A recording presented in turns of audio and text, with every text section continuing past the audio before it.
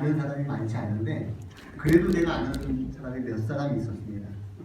예, 우리 이미 말했던 것처럼 우리 문대승 집사님은 저랑 고등학교 동창이고 또 정성호 장로님을 제가 어떻게 또 우연한 기회에 몇 번을 먼저 뵙게 되었고 그리고 제가 학생들을 조금 그 당시 학생들을 몇몇 좀 알고 있었는데 그중에 우리 아침에 우리 호스트를 얼굴 봤는데 너무 반가웠습니다. 예, 너무 정말 지금도 반갑고 그때나 지금이나 얼굴이 깜짝 놀랐어요. 이렇게 아직 마스크를 벗지 않은 모습 쓴 채 봤지만 변한 게 없는 것처럼 보이는데 너무 반가웠습니다. 예, 우리 하나님 안에서 어디 있든지 우리 하나님의 귀한 자녀로 잘 성장하고 그렇게 커갔으면 좋겠습니다. 예, 이런 교회가 되게 하소서. 세 번째 시간은 가슴을 뛰게 할 교회라고 하는 제목으로 함께 은혜를 나누고자 합니다. 세상을 가슴 뛰게 할 교회, 이런 교회의 축산 다산한 교회가 되기를 간절히 바랍니다. 아멘. 1988년 7월 6일 대단히 큰 사건이 벌어졌습니다. 1988년이면 우리나라는 그때 한참 올림픽을 하고 있었을 때였을까요? 어쨌든 그해 영국 스코틀랜드 근방에 있는 북해 유조선에서 엄청난 사고가 벌어졌습니다. 석유 시추선이었던 영국의 파이퍼 알파라고 하는 시추선이 있었는데 거기에 화재가 일어난 것입니다. 이 사고로 인해서 많은 사람들이 죽었는데요. 167명이 사고로 희생되는 죽는 그런 사고였습니다. 거기서 앤디 모칸이라고 하는 사람들이 이 지옥 같은 곳에서 극적으로 탈출한 사람입니다. 전체 인원 중에서 228명 중에서 167명이 사망했습니다. 정말 역사에 남을 만한 큰 사건이었습니다. 물론 우리나라에서도 세월호 사건으로 인해서 아주 큰 해상 사고였습니다만은 그 전까지만 해도 이 사건은 매우 큰 사건이었습니다. 앤디 모칸이라고 하는 사람이 어떤 증언을 남겼을까요? 그는 이런 증언을 남겼습니다. 그가 이제 기자와 함께 인터뷰를 했는데요. 그가 한참 잠이 들었을 때의 일이었습니다. 잠결에 들리는 폭발음 소리에 본능적으로 밖으로 뛰쳐나갔습니다. 눈앞에는 거대한 불기둥이 곳곳에서 요란한 소리와 함께 치솟고 있었습니다. 아무리 둘러보아도 피할 곳이 없었습니다. 순간 그는 난간을 향해 뛰었습니다. 하지만 바다 역시 유출된 기름으로 불길을 이루고 있었습니다. 그가 바다로 뛰어내린다 하여도 길어야 30분 정도 여유가 있었을 뿐 그 짧은 시간 안에 구조되지 않으면 살기를 포기해야만 했습니다. 더욱이 배의 갑판에서 바다의 수면까지는 거의 100여 미터 높이였습니다. 모든 것이 불확실했고 그는 두려웠습니다. 그러나 머뭇거림도 잠시 그는 불꽃이 일렁이는 차가운 북해 파도의 바닷속으로 몸을 던졌습니다. 앤디 모컨이라고 하는 사람이 이 시추선에서 화재가 일어나고 곳곳에서 폭발이 일어난 것입니다. 곳곳에서 불기둥이 일어나고 또 기름이 유출되어서 바다도 불길에 휩싸이게 되었던 것입니다. 자, 과연 이 앤디 모컨은 어떻게 해야만 했을까요? 더 이상 어디로 도망갈 데도 없고요. 그래서 그는 어떻게 해야 할지 몰랐지만 그는 이렇게 했습니다. 불꽃이 일어나는 바다를 향해 그는 몸을 던졌던 것입니다. 살아남은 사람은 전부 위험을 무릅쓰고 바다로 뛰어든 사람들 뿐이었습니다. 살아남은 사람들은 다 뭐한 사람들이었다고요? 그 갑판 위에서 있었던 사람들이 아니라 그 갑판에서 뛰어내린 사람만이 살아남게 되었던 것입니다. 앤디 모칸은 위험을 무릅쓰고 바다로 뛰어든 사람 중 한 사람이었던 것이었습니다. 여러분, 무엇이 앤디 모칸을 그렇게 바다 속으로 뛰어들게 했을까요? 유조선에 남아 목숨을 잃은 사람들은 왜 바다로 뛰어들지 않았을까요? 이 불타는 가판은 무엇과 같았냐면 확실한 죽음이었습니다. 그렇죠. 이 가판 위는 죽음이 확실하게 느껴졌던 겁니다. 그래서 이 앤디 모칸과 살아남은 그 유일한 생존자들은 바다로 뛰어들었던 거죠. 근데 이 바다는 어떠했을까요? 바다도 안전한 곳이었어요? 바다도 안전한 곳은 아니었습니다. 그러나 이 가판 위, 확실한 죽음이 확실한 이 가판 위보다는 죽을 가능성이 있는 어디로 뛰어든 것이었어요? 바다로 뛰어든 것이죠. 이렇게 죽을 가능성이 있는 바다로 뛰어든 앤디 모칸과 생존자들은 그들의 선택은 잘한 선택이었을까요? 아니면 잘못된 선택이었을까요? 여러분, 잘한 선택이었습니까? 잘못된 선택이었습니까? 그렇다면 여러분 같았으면 어떻게 하시겠습니까? 여러분 같았으면 그 상황이 됐으면 어떻게 하시겠습니까? 죽음이 확실한 가판 위에서 죽음을 맞이하시겠습니까? 아니면 죽을 가능성이 있지만 확실한 죽음에서부터 탈출을 위하여 바다를 향해 뛰어내리시겠습니까? 여러분 같았으면 어떻게 하시겠습니까? 지금 나는 어떤 선택을 하며 살고 계십니까? 신앙이라고 하는 선택은 여러분 잘한 선택일까요? 잘못한 선택일까요? 한번 생각을 해보시면 좋겠습니다. 나는 왜 수많은 이런 종교 가운데서 기독교 신앙을 선택하고 있을까요? 이 선택은 잘한 선택일까요? 나는 왜 제7의 안식일 예수 재림교회라고 하는 그 교단을 선택하고 있을까요? 이 죽산 지역에만 해도 교회가 몇 개가 있을까요? 이 적달한 이곳에서도 다방도라고 하는 교회, 그죠? 이 많은 교회들 중에서 우리는 하필 제7의 안식일 예수 재림교회라고 하는 교단을 선택했을까? 그리고 또 나는 왜 죽산 다사라는 교회를 선택했을까? 창세기 6장 17절에 있는 말씀을 보시겠습니다.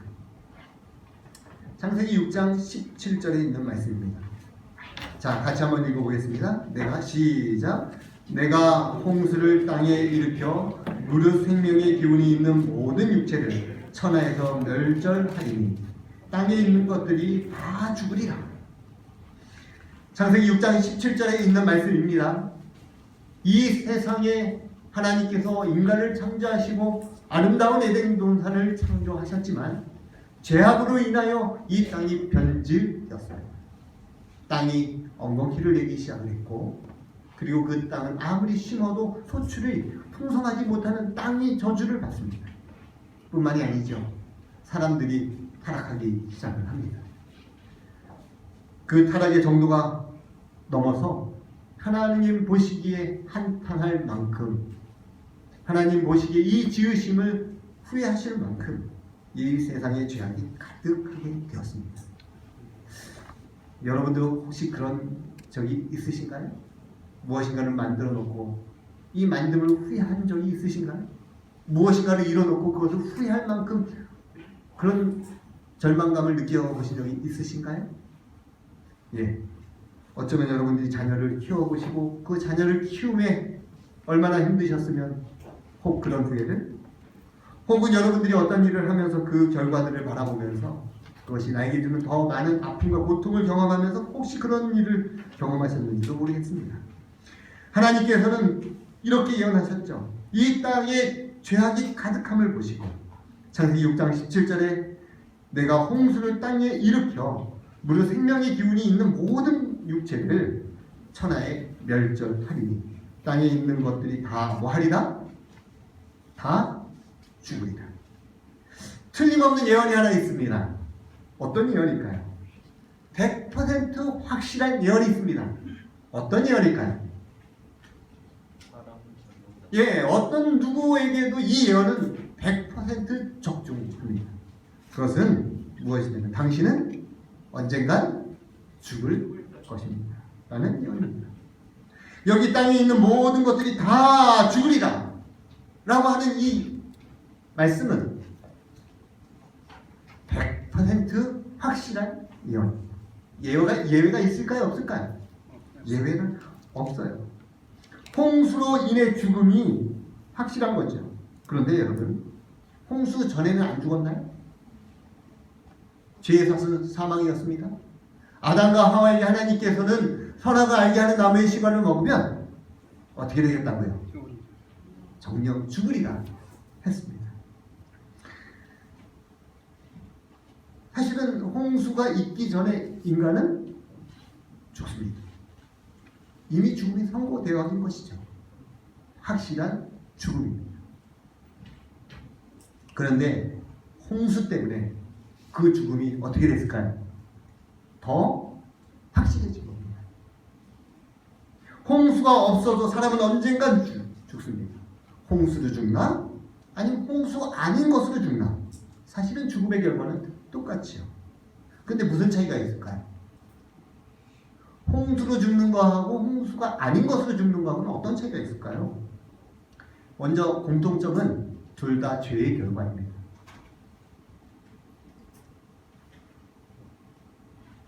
창세기 6장 13절 말씀해 보시면 하나님이 노아에게 이르시되 모든 혈육 있는 자의 포악함이 땅에 가득함으로 혈육 있는 자의 포악함이 땅에 가득함으로 그 날이 내 앞에 이르렀으니 내가 그들과 함께 그들을 땅과 함께 뭐하리라? 멸하리라. 혈육 있는 자의 포악함이 땅에 가득해 있습니다. 그래서 여러분, 홍수 전에도 죽었고 홍수 때문에도 죽었습니다. 홍수 전에도 죽음은 확실한 것이었고 홍수로 인해서 죽음이 더 어떻게 됐어요? 더 확실하게 된 것뿐입니다. 근데 여러분, 차이점은 뭘까요? 홍수로 죽는 것과 홍수 아닌 것으로 죽는 것의 차이점은 뭐예요? 그럼 하나님이 굳이 왜 홍수로 더 확실하게 이 세상에 있는 사람의 죄의 결과로 죽음을 허락하셨을까?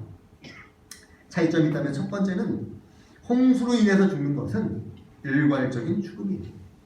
그렇죠? 이 땅에 있는 모든 생명을 뭐하겠다? 다 멸하신다. 하나님께서 다시 이 지구를 깨끗하게 하실 것을 명하신 겁니다. 다시 이 지구를 깨끗하게 하시기 위하여 하나님께서는 일관적 죽음을 허락하신 것이죠. 홍수로 죽는 것과 일반적으로 그냥 죽는 것의 차이점은 죽음의 원인이 다릅니다. 자연사 하느냐 아니면 재난사 하느냐. 그렇죠. 예. 하지만 원인은 달라도 결과는 같습니다. 확실한 것은 죽음은 뭐 할 수 없는 것이다? 피할 수 없는 것이었다라고 하는 것입니다. 여러분, 죽음이란 참으로 놀라운 능력이 있습니다. 여러분, 죽음은 어떤 능력이 있을까요? 죽음은요, 모든 것을 영으로 만드는 능력이 있어요. 여러분, 자, 우리 수학 공부를 산수 한번 문제 퀴즈를 내겠습니다. 1 곱하기 1은 뭘까요? 1이죠. 그죠? 예. 그런데 1 곱하기 0은 뭘까요? 0입니다. 그러면 10 곱하기 0은 뭘까요? 0. 1000 곱하기 0은 뭘까요? 자, 이 정도 되면 뭐 여러분 천재입니다. 10,000 곱하기 0은 뭘까요? 0. 이 0은 모든 걸 다 뭘로 만들어요? 0으로 만들어요. 0은 모든 것을 다 0으로 만드는 능력이 있어요. 홍수전에 사람들이 누렸던 풍요의 선물이 있었습니다. 홍수전에는 어떤 선물을 받았을까요? 홍수전에 있었던 사람들은요, 먼저 그들은 지금과 다른 훨씬 더 나은 풍요가 있었어요. 첫 번째, 그것은 수명입니다. 여러분, 이제 우리는 기껏해 몇 살 삽니까? 기껏해 성경은 70여 강건하면 80이라 얘기했고, 우리 한국 사람들의 평균 수명은 보통 80에서 90, 기대 수명은 그렇고요. 이제 100세 세대를 100세 시대를 우리가 살아가고 있습니다. 기껏해야 100년입니다. 그렇죠? 많아야 100년. 그런데 그 당시에 사람들 몇 년 살았을까요? 우리 그 당시에 사람들 몇 년 살았는지 우리는 뭐 잘 모릅니다만은 적어도 우리가 여기 창세기 4장과 5장에 보시면 하나님의 사람들이 하나님의 아들들이 얼마나 살았는지를 거기 기록되어 있어요. 그죠? 몇 세 산 것 같아요? 예, 뭐 여러분 대충 봐도 몇 세 살았어요? 900세를 살았어요. 900세를 살았어요. 그러니까 그 당시에 사람들이 모르겠습니다. 하나님의 아들들이 900세를 살았으면 그 사람의 아들들이라고 표현된 이 가인의 후손들은 몇 세를 살았는지 모르겠으나 그래도 비슷하게 살지 않았을까요? 그 생각을 해보십시오. 900세를 살면서 수명이 900세인 그러니까 건강이 얼마나 건강했을까요? 여러분 지금 우리와 그 당시의 사람들 지금 건강이 비교가 될까요? 우리 장로님, 집사님 연세가 지금 70, 80 되신 우리 장로님 그 당시에 70, 80이면 뭐라고 할 거야? 아유 아직 애네 하면서요.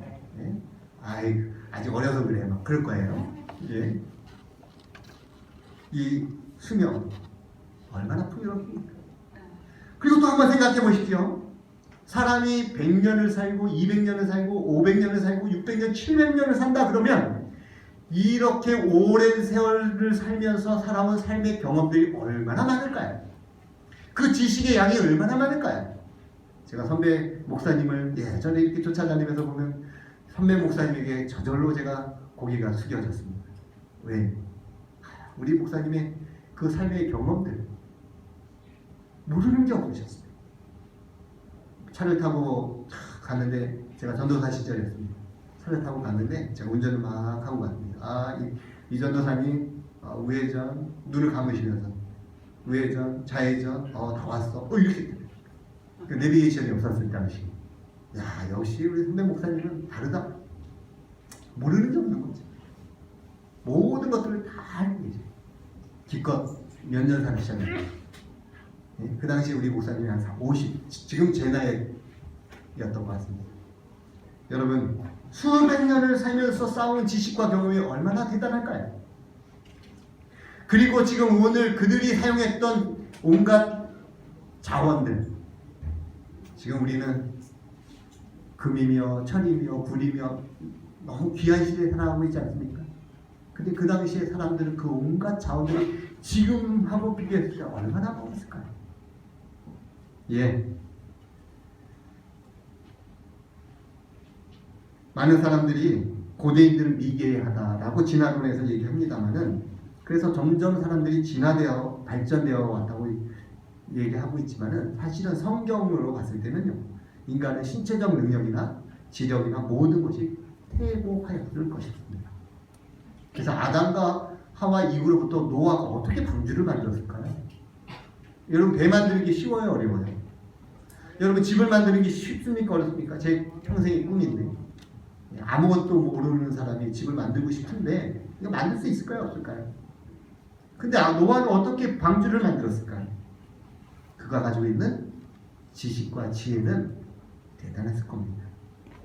자, 이 모든 것 그러나 이렇게 기록하고 있습니다.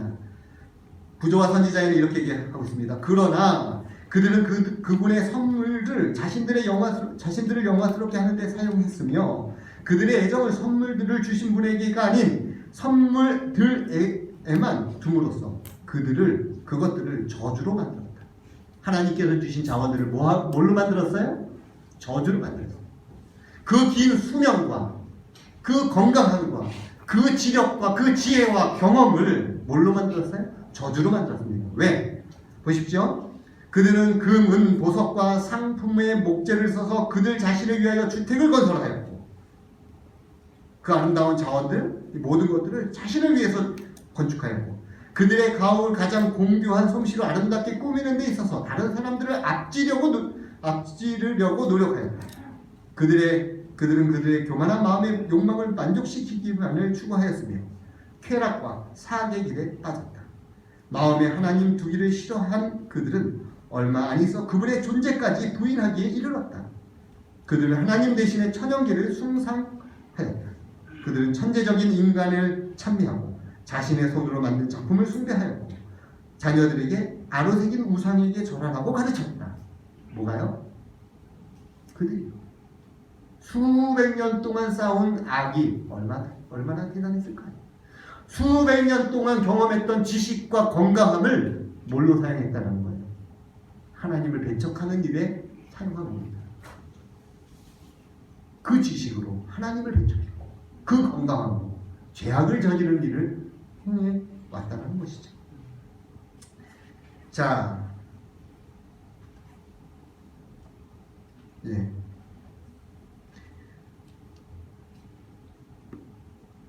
그 좋은 신체와 지혜로 죽기 전까지 그들은 죄악을 쌓고 살아왔어요. 오래 살면 살수록 뭐가 더 많아지는 거예요? 죄악이 많아지는 거예요. 우리는 사는 동안 무엇을 쌓고 살아갑니까? 사는 동안 우리가 건강하고 우리의 수명이 넉넉하게 남아있는 동안, 우리의 생명이 있는 동안 우리는 무엇을 쌓고 살아갑니까? 이 노아 당시의 사람들은 죄악을 쌓은 거예요. 쌓아서 이제 더 이상 쌓아둘 것이 없는 것이에요. 가득 찬 것입니다.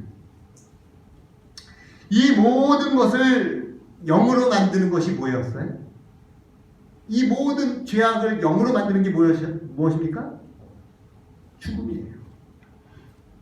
이 모든 죄악을 영으로 만들 수 있는 것은 바로 죽음뿐이에요. 그래서 하나님은 범죄한 인간에게 허락하신 것은 죽음이었어요. 그래야 이 죄가 영이 되니까.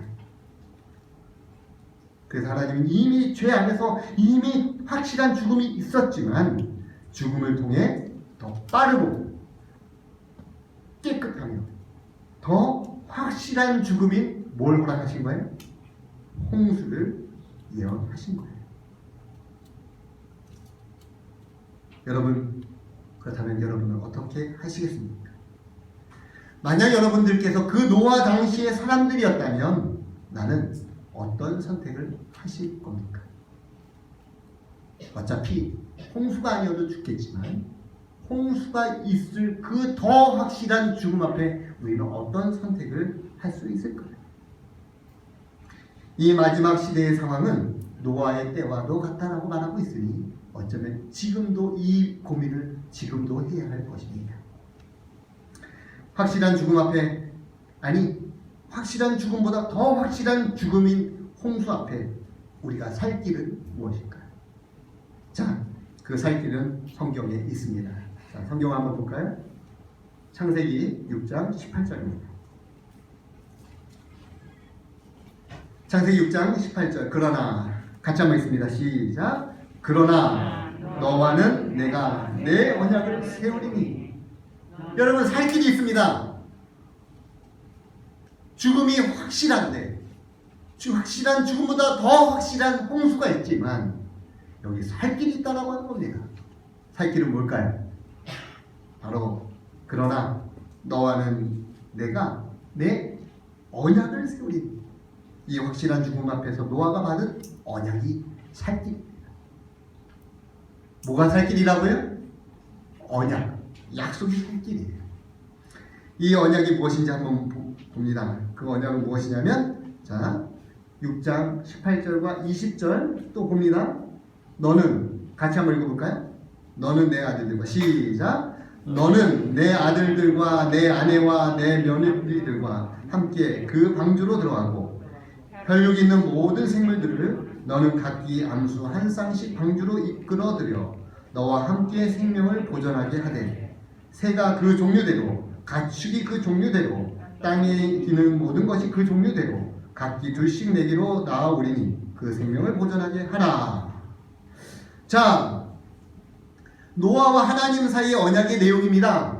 무엇이냐면 방주를 만들어라. 그죠? 사람들의 죄악이 가득 세상에 찼다. 내가 그들을 이 땅과 함께 멸할 것이다. 너는 방주를 만들어라. 그래서 너와 내 가족, 정한 짐승 또 부정한 짐승을 방주에 들여라. 확실한 죽음보다 더 확실한 홍수의 죽음에서 멸하게 될 것이다. 생명을 보존하게 될 것이다. 이게 살 길이었습니다. 이게 언약이었어요. 하나님과 노아 사이에 맺어진 언약의 열쇠는 바로 방주였습니다. 무엇이었다고요? 방주였어요.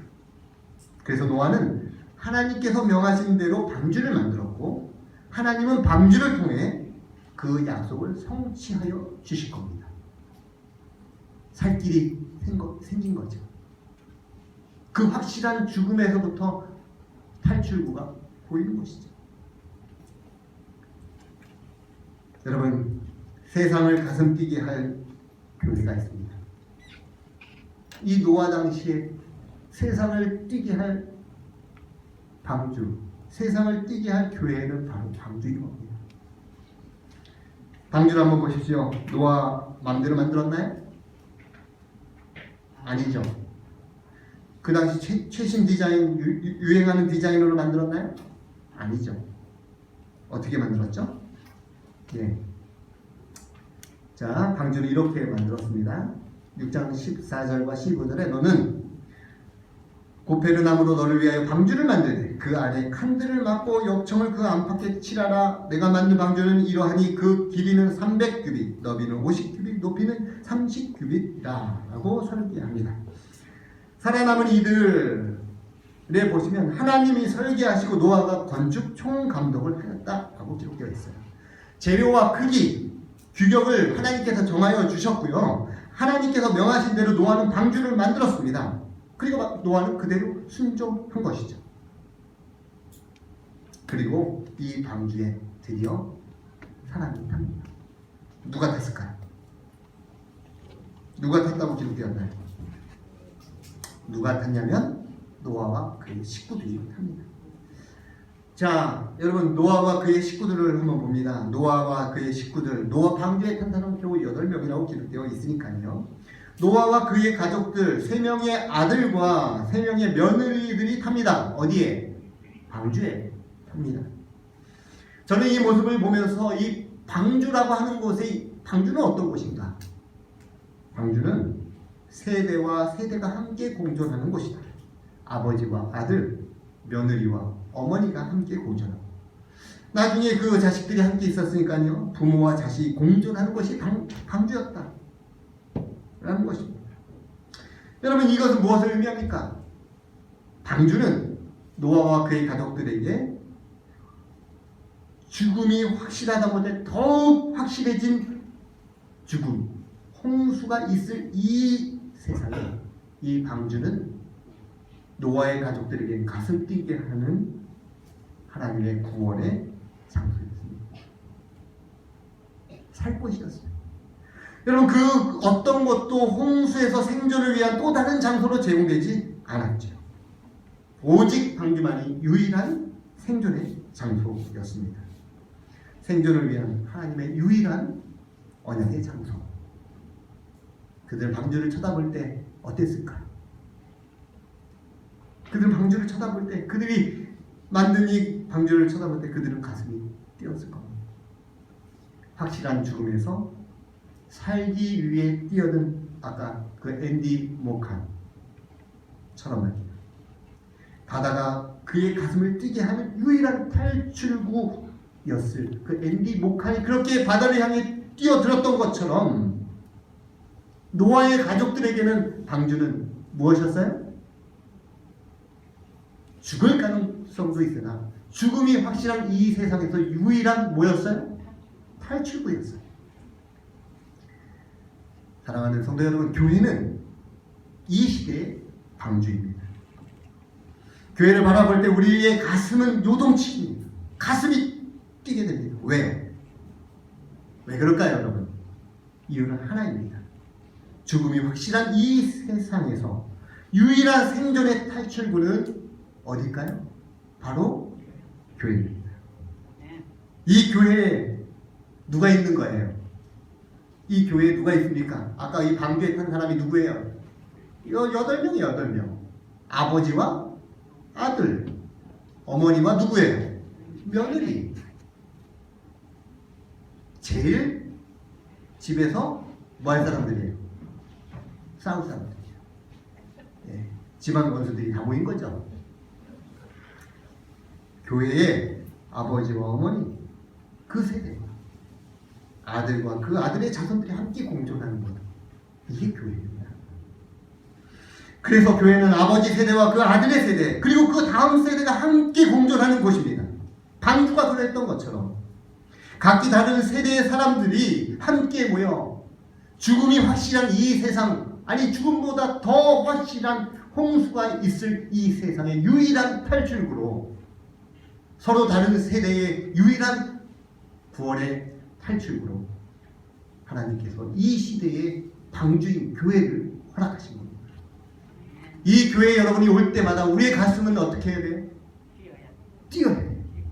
요동쳐야 돼요. 왜? 죽음이 확실한 이 세상의 유일한 탈출구라는 사실을 기억하시면서 이 교회에 오시기를 간절히 바랍니다. 그리고 이 방주에 또 누가 탔을까요? 예, 이 창세기 7장에 보면 짐승이 탑니다. 정한 짐승 몇 쌍? 7쌍과 부정한 짐승 2쌍이 탑니다. 정한 짐승 2쌍과 부정한 짐승 2쌍은 성과 악이 함께 공존함을 보여주고 있는 겁니다. 이 방주에 탄 생명체를 한번 보십시오.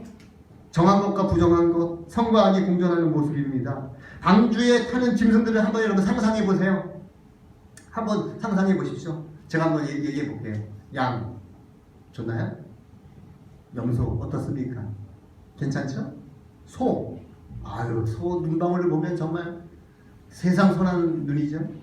또 사슴, 기린, 말, 이런 건 좀 어떤가요? 좀 편안하지요. 자, 그럼 다음 걸 한번 제가 들어보세요.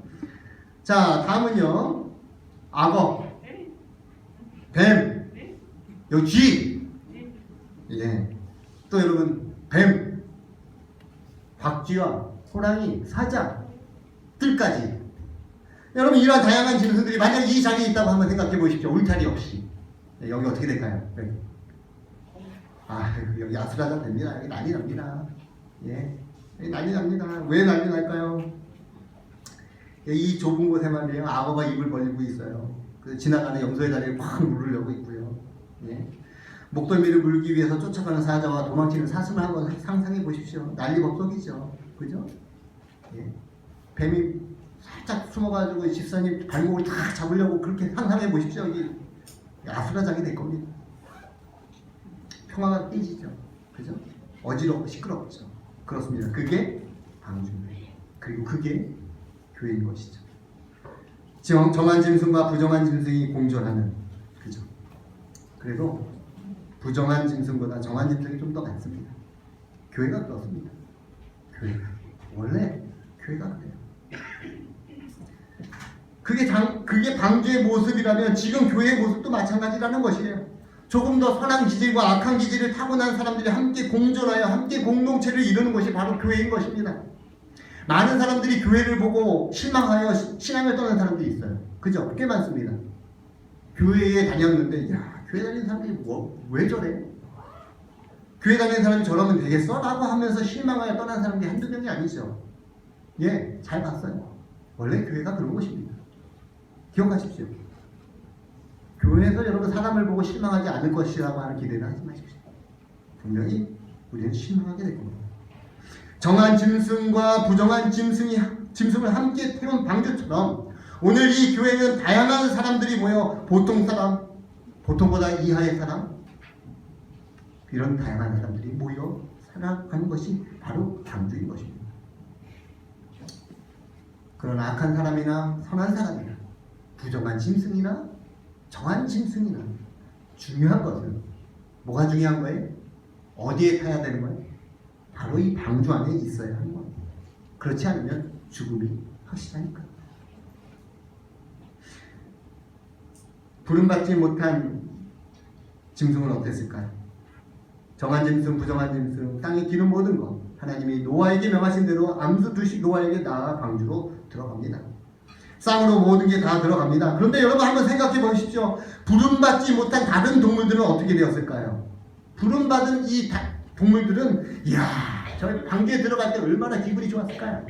혹시 여러분 강아지를 키우시면서 오래간만에 만난 주인 강아지의 꼬리 흔드는 모습을 여러분 상상할 수 있나요?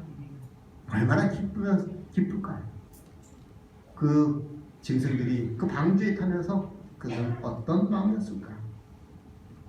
방주의 그 짐승들은 가슴을, 심장을 방주에 타면서 더 뛰게 하지 않았을까요? 이 교회를 향해 안식일마다 차를 타고 오시고 때로는 걸어서 오시고 이런 모든 분들의 마음속에 이 교회가 마치 구원의 방주를 타기 위하여 올라오는 정한 짐승, 부정한 짐승 사실 다 상관없죠. 중요한 것은 방주에 타느냐 못 타느냐가 중요한 것이죠. 사랑하는 우리 죽산다사랑교회 성도 여러분, 저는 우리 죽산다사랑교회가 이런 교회가 되기를 간절히 바랍니다. 세상을 가슴 뛰게 하는 교회입니다. 여러분 여기 보시면 집이 하나 보이죠? 이 집은 방주입니다. 이 집은 죽산다사랑교회입니다. 그냥 여러분 그냥 자세한 설명은 나중에 드립니다. 또 하나만 보십시오. 이 죽산다사랑교회를 든든히 받치는 기둥이 6개의 기둥이 있습니다. 제가 이 기둥을 색깔별로 표시했습니다. 빨간색, 주황색, 노란색, 파란색 패턴을 이렇게 색깔들로 표현했어요. 이 교회를 바치고 있는 이 기둥은 어린이와 학생과 청년과 30, 40, 50, 60, 70, 80 다양한 세대들이 함께 공존하는 교회입니다. 어느 한 세대도 기둥이 허물어져서 기울지 않는 건강한 교회. 그렇죠? 어느 한 세대도 빠뜨릴 수 없는 교회. 그래서 모든 하나님의 성도들이 이 교회에서 기둥을 이루며 함께 살아가는 이 교회. 그래서 이 교회가 이 세상을 향하여 가슴 뛰기 죽산다사랑교회를 바라볼 때에 이 세상, 죽음이 확실한 이 세상의 유일한 탈출구로서의 방주 죽산다사랑교회가 되기를 간절히 바라며 오늘 말씀을 드리도록 하겠습니다. 아멘.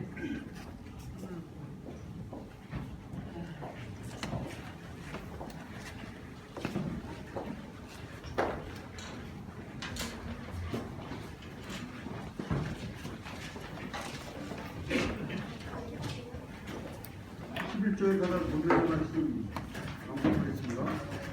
만군의 여호와 이르노라 너희의 온전한 11조를 천국에 드려 나의 집에 양식이 있게 하고 그것으로 하늘문을 열어 너희에게 쌀 꿀이 듣지 아니하나 보라. 궁금하시겠습니다.